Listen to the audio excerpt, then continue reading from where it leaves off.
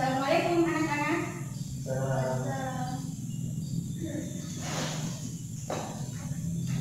Gimana kabarnya hari ini? Sebelum kita belajar pada hari ini, kita ada baiknya untuk berdoa sebelum belajar. Anwar, tolong pimpin doa. Kita belajar berdoa, terus kita tidak berdoa selesai. Baik, terima kasih. Sebelum pelajaran, Ibu akan absen dulu kelasnya.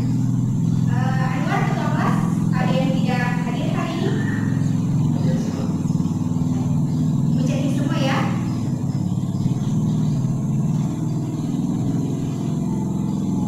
Baik. Pada hari ini, Ibu akan menjelaskan kepada kalian mengenai materi mekanisme sistem pernafasan pada manusia. Sebelum masuk ke materi, Ibu mau bertanya, ada yang masih ingat dengan materi sebelumnya tentang alat-alat sistem pernafasan pada manusia ada berapa?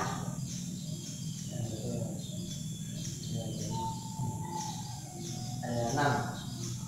Baik, apa saja? Maya, coba sebutkan 2. Dengan ya, selanjutnya Fitri. Yang 2 apa lagi? Tenggorokan.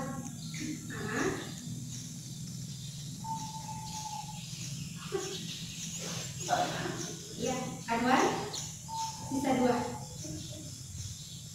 Oke, karena mungkin adik-adik teman-teman lupa, jadi untuk alat-alat sistem pernafasan pada manusia itu ada 6. Yang pertama ada hidung, terus masuk ke tenggorokan. Tenggorokan itu dibagi menjadi 3, ada faring, laring, dengan trakea.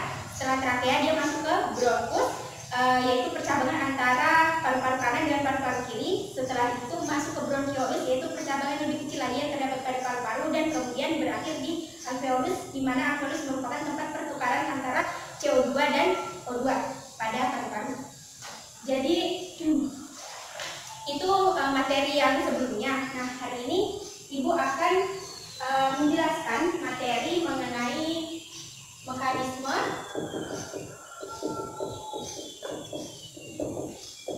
pernapasan pada manusia.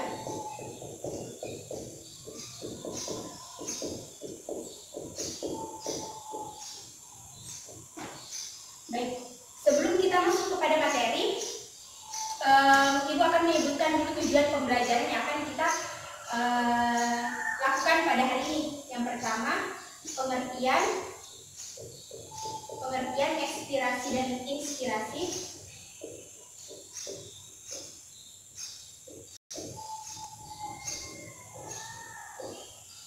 Selanjutnya yaitu proses membedakan ekspirasi dan inspirasi pada pernafasan dada.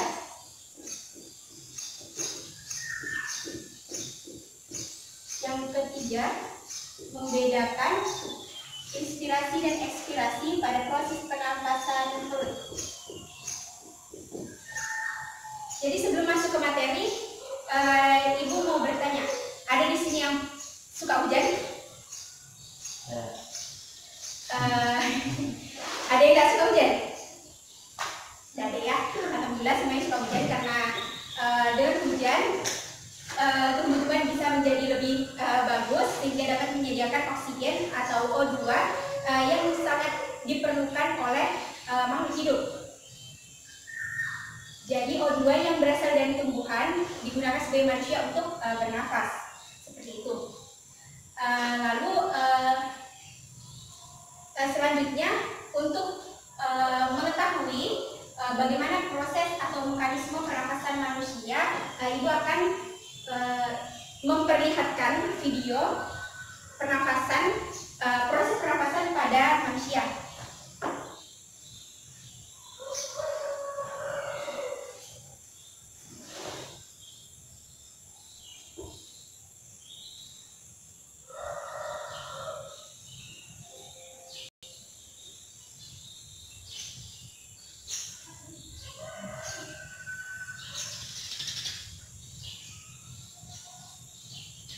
Baik, sebelum ibu memberikan video pada kalian, ibu mau bagi kelompok dulu karena siswanya terbatas.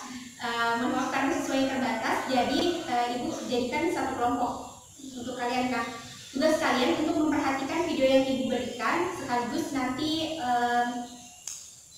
mempelajari buku paket yang telah disediakan untuk mengenai mekanisme pernapasan dada, karena pada akhir pembelajaran ibu akan memberikan tes kepada kalian. Oke?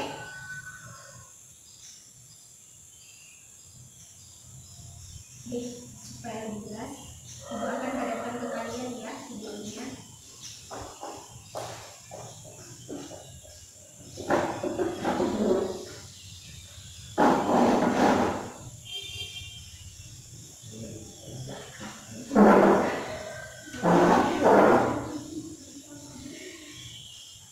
Kalau begini ya enggak? Diperhatikan ya karena nanti ibu akan dites.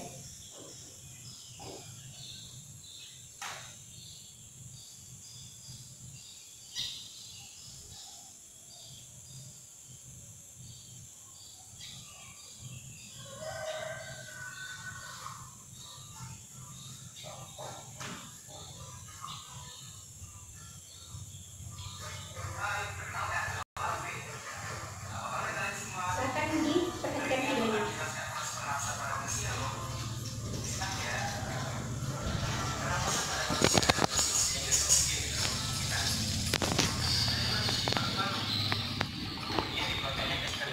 Setelah proses di dalam paru-paru selesai.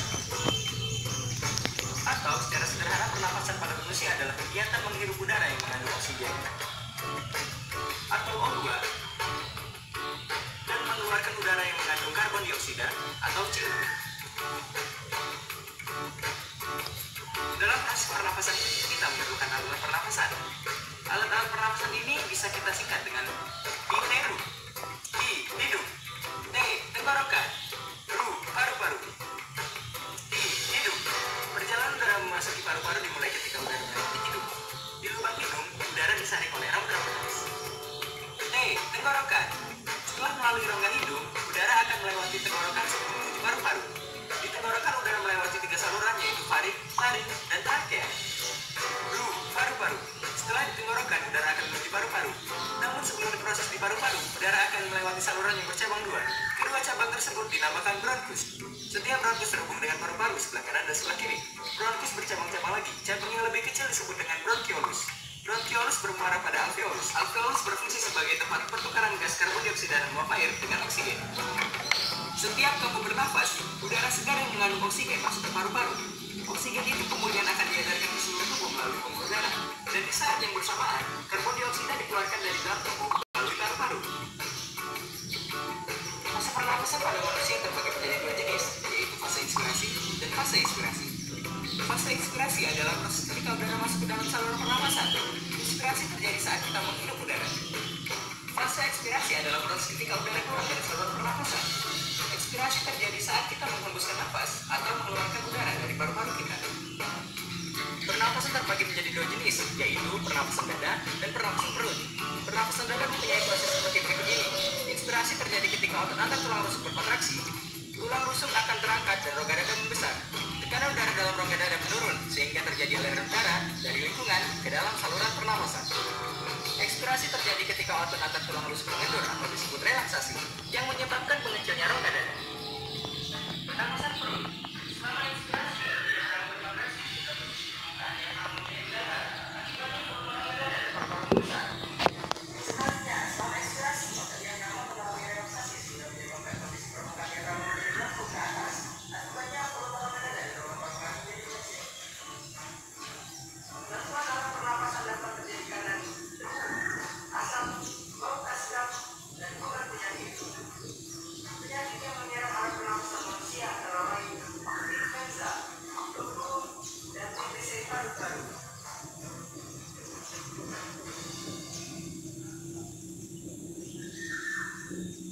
Nah, sudah disimak video yang diberikan. Masing-masing ada buku paketnya kan? Ada.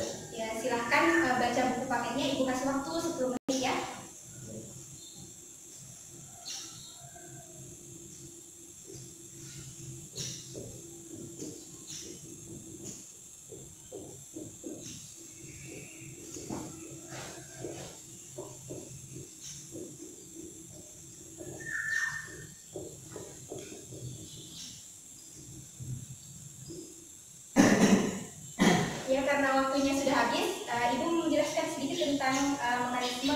pernapasan pada manusia.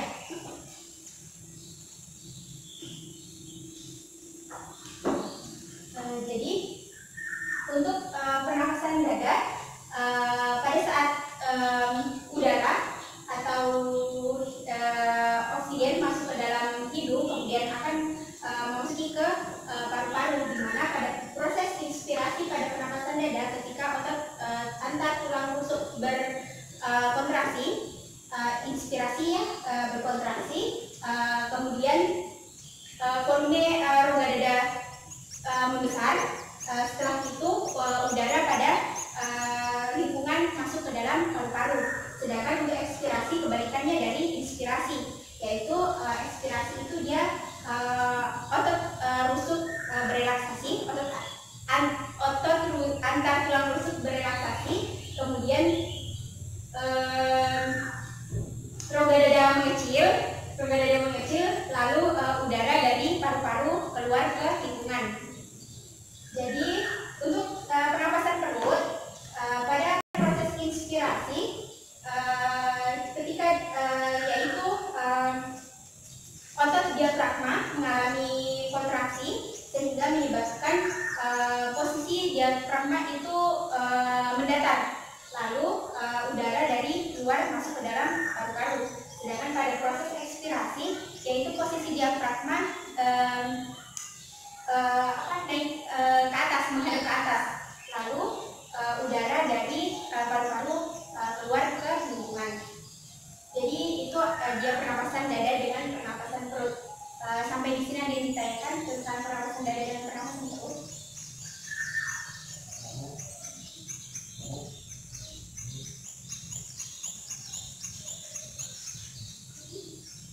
Ya. Ya. Lanjut itu perbedaan signifikan antara pernapasan dada dan perut itu apa? Jadi sebenarnya baik Ibu akan menjawab pertanyaan dari Adik Anwar. Jadi perbedaan signifikan pada pernapasan dada dan pernapasan itu terletak pada saat proses pengambilan nafas. Bisa mungkin adik-adik mencoba ketika pernapasan dada kita coba untuk tutup mulut dan kita hanya menggunakan hidung untuk bernafas. Ketika pada saat itu yang bekerja yaitu otot antar tulang rusuk yang bekerja pada pernapasan dada. Sedangkan untuk pernapasan perut bisa kita praktekkan misalnya dengan kita menutup hidung tetapi kita bernafas dengan menggunakan mulut. Maka yang berkontraksi yaitu otot bagian perut atau diafragma. Jadi itu ada perbedaan signifikan antara pernapasan dada dan pernapasan perut. Sedangkan pernapasan dada dia menggunakan rongga dada, sedangkan pernapasan perut dia menggunakan otot diafragma. Baik, ada yang ditanyakan lagi? Baik, jika sudah tidak ada yang ditanyakan, karena kalian tadi ini belajar yang berkelompok, terus untuk latihannya Ibu akan memberikan latihan mandiri untuk menguji apakah kalian sudah paham atau belum materi yang Ibu berikan. Baik, ini soal yang harus kalian kerjakan. Ibu kasih waktu 15 menit untuk menjawab tentang mekanisme pernapasan pada manusia.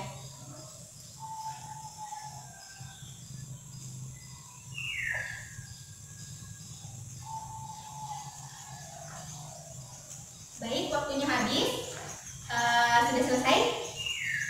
Belum selesai. Baik, Ibu akan memberi tambahan waktu 5 menit ya.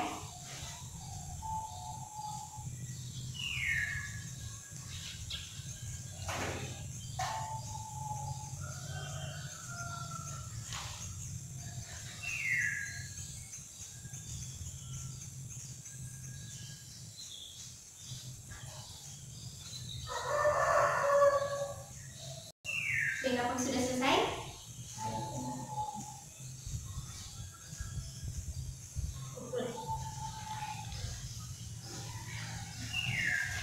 Baik, terima kasih. Karena waktunya sudah mau habis, terakhir Ibu mau bertanya, siapa yang dapat menyimpulkan dari materi yang tadi Ibu